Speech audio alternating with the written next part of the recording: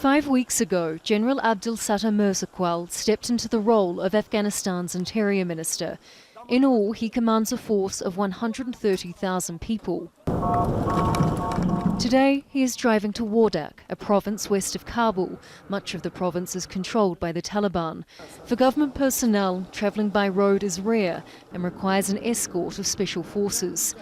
In the last 3 months, the Taliban has more than doubled its territory and in the last week started to take provincial capitals. What's going through your head at the moment about those provinces? How worried are you and how do you stop more falling?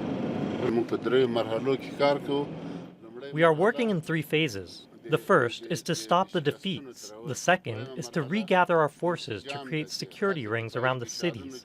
All those soldiers that abandoned their posts, we're bringing them back to their posts. The third is to begin offensive operations. These trips are about boosting morale. He admits that has suffered with the advances the Taliban has made. After the Taliban attempted to assassinate the defence minister and promised to target other government leaders, security around Minister Mirzaqual has never been tighter. A simple task of visiting checkpoints requires this many special forces. He has survived multiple Taliban assassination attempts in his previous jobs as the governor of Kunar and Kunduz. I am a soldier. A soldier never gets frightened. When we wear this uniform, it means we are ready for death. I'm not worried about it. He says a lot of the government's losses are as a result of them losing control of roads and highways. Many areas must be resupplied by air, and after the US withdrew, they lost a lot of that capability. Unfortunately, with their withdrawal, the fighting started in 400 areas of the country. We have very limited air support. The helicopters have been busy with moving supplies and evacuating our dead and injured forces.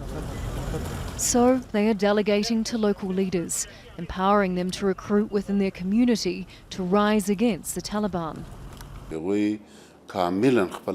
There are concerns from the international community about these uprising forces at the moment, but all their members will eventually merge into the Afghan National Security Forces. Wardak's governor says he already has 300 men fighting in one force, but he complained he could only provide weapons for 2/3. The rest, he said, he cannot provide with water, let alone money or arms.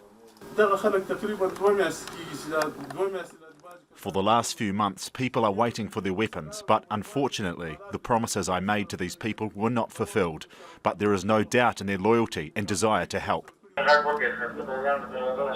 Outside the room, the minister's men wait. Wardak police and soldiers join them. There's talk of last night's gains and losses, where they may be sent next, and how their many injuries are healing. Some briefly leave to push off a Taliban assault. Thousands of police officers have abandoned their posts in recent months. The Interior Ministry says they are returning and will be retrained, then sent back to the provinces. They say 5,000 people have signed up for the police force in just the last 3 weeks, with another 2,000 graduating this weekend. The government's strategy is slowly becoming clear, but its implementation is still fraught, and the stakes have never been higher. If the Taliban are watching, what would you say to them? I'm asking the Taliban to stop their brutality, leave killing, sit down with love, and we should find solutions.